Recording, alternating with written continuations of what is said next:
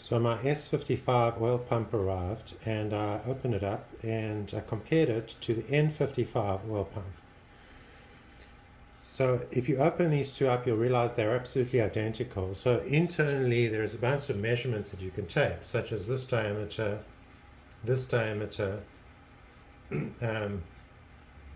You can measure the length and thickness of the spring and the wire size. And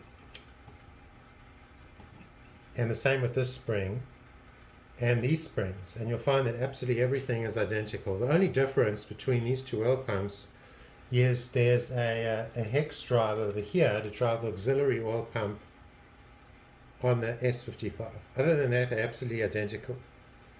So the S55 brochure, which explains the technical details of the S55 engine, says that this oil pump pumps 18% more oil flow rate than this oil pump, and that is obviously false. When they mean that it pumps 18% more, they're obviously talking about the engine computer having programmed the oil solenoid to pump oil at high flow rates or something like that.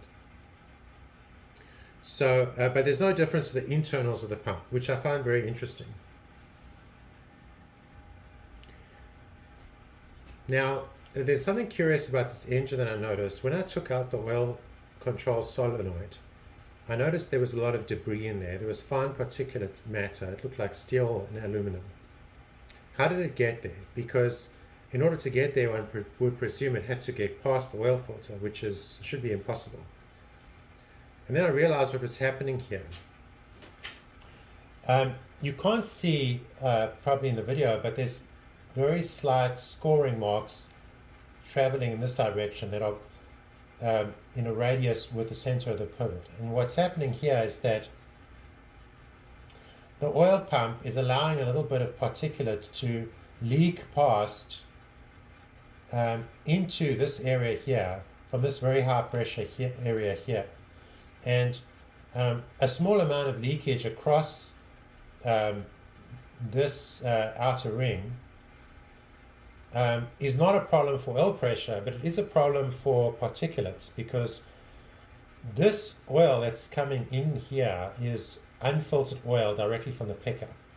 And if it gets past here, then you get unfiltered oil at high pressure into this area.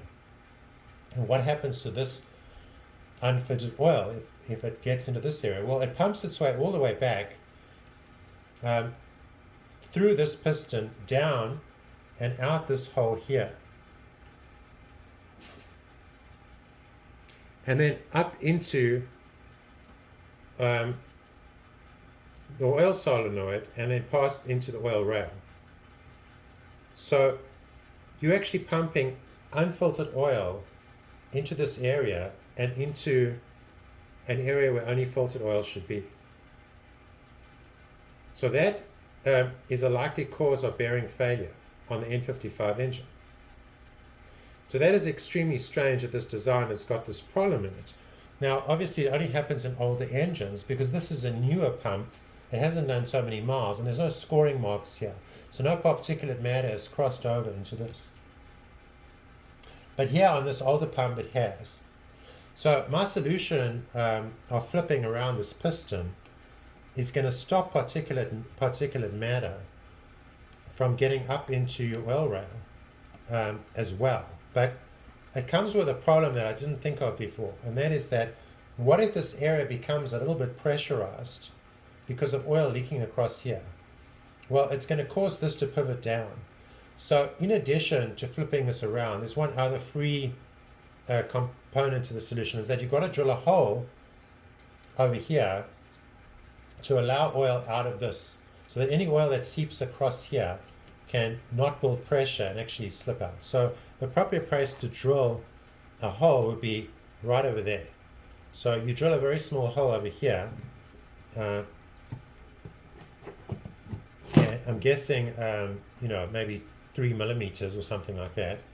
And you flip this piston around, and that is your solution done. This pivot will always stay in the topmost position, oil will never flow back into your oil rail, and will never flow back into the oil solenoid. So I'm thinking at this stage that the solution to the N55 oil problems is those two components. Draw the small hole over here, flip the piston, and you're done, and it's free. Anyway, I'll have an update on this video if I have any more thoughts on this. Thanks for watching.